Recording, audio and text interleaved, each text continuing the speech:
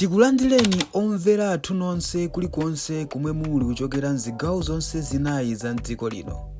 Dziwani kuti ife Dreams Media timakunyadirani kwambiri chifukwa munapanga chisankho chotsatira ife kuti tizikupatsirani zonse zomwe zikuchitika mdziko muno.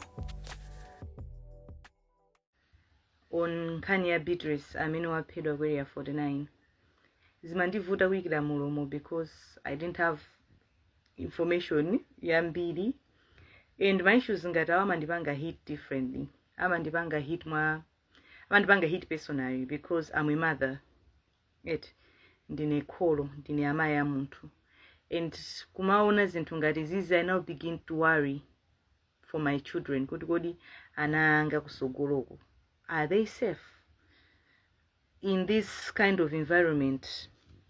Ana athu, are they safe? And uchembere nsaname ndowawa.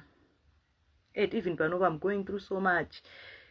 Ndowawa. It's not an easy journey for someone to just kill your child like that. Anyway, nkani ya Beatrice mene ndawerengira pa internet, sinduzwa zoti ma sources zake if they are proper sources, credible sources. Komano mene ndawerengira pa internet, nkani yake mene kuyendera akuti kwasiti kuzowa ngati nzoona, because ma sources zake mene ndikutenga information iyi ndiyoti angoilemba pa internet.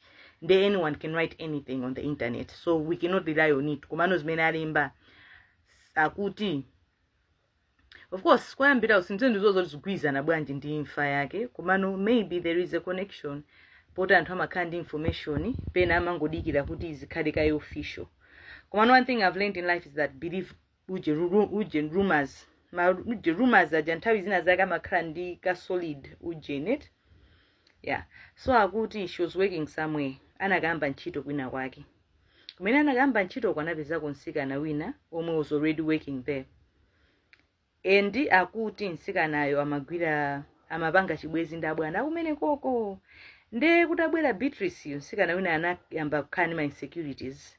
Kumaona kuti abwana aja mwina ambodyerera maso pa uje Beatrice, kaya amadyerera maso kaya amangopa kuti atha yamba kudyerera maso kapena zimayenda bwanji kaya kumene koko. Kumano this made Beatrice very uncomfortable kuntchito kuja moti samagwira ntchito mosangalala because nzake amakhala ngati akumpanapana chifukwa cha ma insecurities zake concerning abwana. Ndambiza kuti Beatrice uja anasiya ntchito, kumano analatauza anthu angapoti kumene kuja ndasiya ntchito chifukwa cha nsikana wakuti amandipanga zakuti. So anakamba ntchito ina this same month pa 5 ya kushopu kwa ma wedding dresses. Ndi akuti kumene kwa bwana yake ali ndi mimba, heavily pregnant. Ndi anamwiranisa kunyumba kwawo kuti azatha tanzija kupinda ndachama dresses zena ndiyena ndi anakathandiza kupinda madress aja. Komano akunthandiza akwathandiza kupuja upinda anapezekano zoti amayi aka Beatrice anamuimbira foni kuti amakhala kumtandira kuti asindupeza bwino, can you come kunyumba uzandione. Ndeyeyo anawuzano abwana joti imayi anga ndachoncho, she's an attention seeker. Ndakangomva thupi amafuna ndipite, which ine yake ndilete ololoje mayi anga zimene zoma amakondozipanga lezo nthawi zina zake. Uli ma plan iwa kuimbira ukapita somene kujonga kuona drama yokayoka. Anyway, I can actually ujenet. Did you generate what she was saying? Kuti no mwina mayi yake mine ya monira kuti mayi yake nda drama queen. Komano pena mwina khala mwina ndi instinct ya nzimayi kuti I think I need mwana wanga close by. What can I do kuti mwana wanga mazulu ano akhale close by ne, because instinct as a mother imaweza kugunda pena baki maza kupeza. So I think that was how the instinct telling her to tell her daughter to come. Ndana isira kupanga use kuti aenda dwala bwera. Koma mwana wawo poti no amaziwa as a drama queen sanapite. So anapezekano zoti basi. Anapezeka zoti alisokwa nkuja ati nzaka anamuimbira phone. Lero tipita out. Ndanamzati tipita.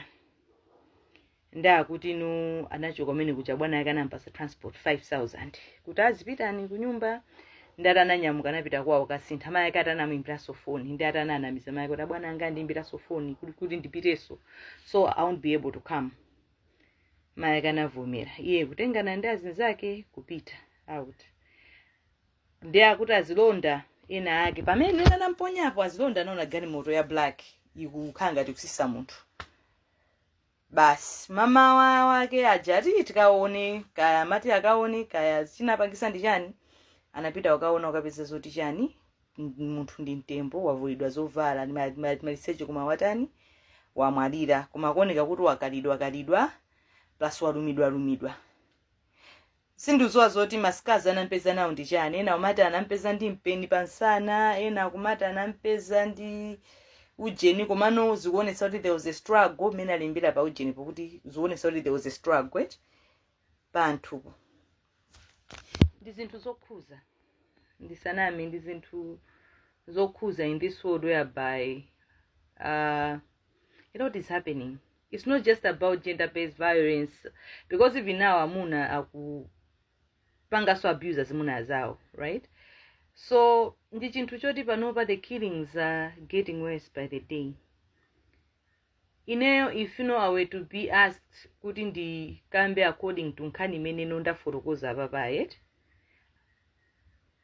I would say kuti mwina kumene anapitako mwina somehow.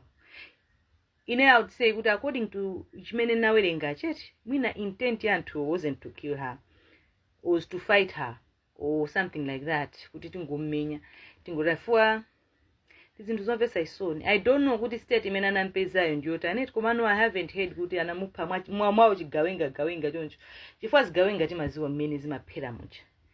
And I don't know kuti yeyo anampeza mstate yanji, komano I just saw the picture that they sent, and it's sad. It had me thinking, God kodi nenza fa umotani mosegula maso kapena mosega maso, what happens after death? You know, it had me thinking a lot of things in my mind once I saw that photo. It got me a bit ujenet. Koma anyway, I feel like mwina kumene anapitako, mwina nakumana ndi wina wake, mwina kunachitika ndewo, mwina kanali kagulu kena kake ka anthu amene anapita nawoko, mwina kumene koko kunachitika chani ma zinthu zosakhala bwino. Nde mwina unambika ndewu, anambomenyana mwasoka, munthu wina watani wafapo, anthu aja kuona kuti hey wafa, teni tikamponye kuti timponye close to her uji we kuji place at least azioneka ngati wapangidwa chifwamba. Mwina aiti mbayi ndi mpeni kuti azikhala ngati achifwamba atani amupanga zinthu. Anyway, bwino wake we have post chanchani kwet yoti atha kupanga, atha kuona kuti chamupha ndi chani, chinamupha kwenikweni ndi chani. And you know, from what I have gathered, akuti agwira kale anthu 6 concerning this issue. Koma I feel like it's not something joti chingatenge nthawi kuti chiziwike, because zikuonesano zoti makruza ambiri alipompo. Ndemene amayakambira anthu oti zovala namvula mwina bisa evidence zitaso kutheka kuti mwina kungumenyana kwanang'ambirana zovala or something blood or something like that. Vuto like anthu vimaswana we are too exposed. Movies machani timaona ngati you can get away with anything, so we think we are too careful. Komano mzimu wa munthu ndopya, and mzimu wa munthu mazipangira fight. So I pray for the family for strength. Ambuye apase strength in this time of in these trouble times. Ambuye awapase mphamvu, awapase chilimbikiso kuti no nyengo iyi aiduse bwinobwino. Kuluza mwana, it's not easy. I believe it's not easy. Ineyo as a parent, as munthu mai wa mwana wana, I can't imagine losing my children. It would traumatize me, it would break me, it would drain me. I wouldn't be the same. Nde ndikupemphera kwa mai aka Beatrice kuti ayi Mulungu akhale nawo mu nyengo zowawa ngati izi. It's sad kuti a young life like that has been taken. Asanapange zinthu zambiri ndi moyo wake, asanapange achieve zinthu mwina zimene amapanga plan kuti apange achieve. Kumana according to things akuoneka kuti ndinsikana kuti amayesesa payekha. She was hardworking, she tried kumasakati maganyu ntchito kuti azigwirako. Pamene nasikana ena zimene zosaganiza, sikana ena amangodikira kuti azimuna azapangira zinthu. Komano iyeyo she was saying, then I saw my comment, anthu ena ake opepera opusa, anthu ena asaganiza bwinobwino. But anyway, let's pray, let's be safe. anthu ifenso tikuyenera tisamalitsitse ndi ma environment amene tikumapezekamo ndi anthu amene tikumakhala nawo in contact. We shouldn't trust everyone kapena anyone. Let's also take care of ourselves. Mwandimva, trust your instincts. Anyway, have a good night, my guy. Tikuyamikeni komanso kukuthokozani popanga chisankho chokhala pamenepa kumvetsera komanso kuonera zomwe takubweretserani. Chomwe tingakupempheni choti ngati muli alendo pamudzi pano tapangani subscribe, chifukwa mukatero inu ndi ife tidzendera limodzi kuyambira lero mpaka na masiku omwe akubwera kusogoloko. Timabweratu ndi nkhani zochokera ngodya zonse zinayi za mdziko lino, kotero kuti inu simukuyenera kuti mukhale kunja kwa nkhani zimenezi. Tapangani subscribe, like, comment komanso share kuti tikhale limodzi mu ulendo umenewu.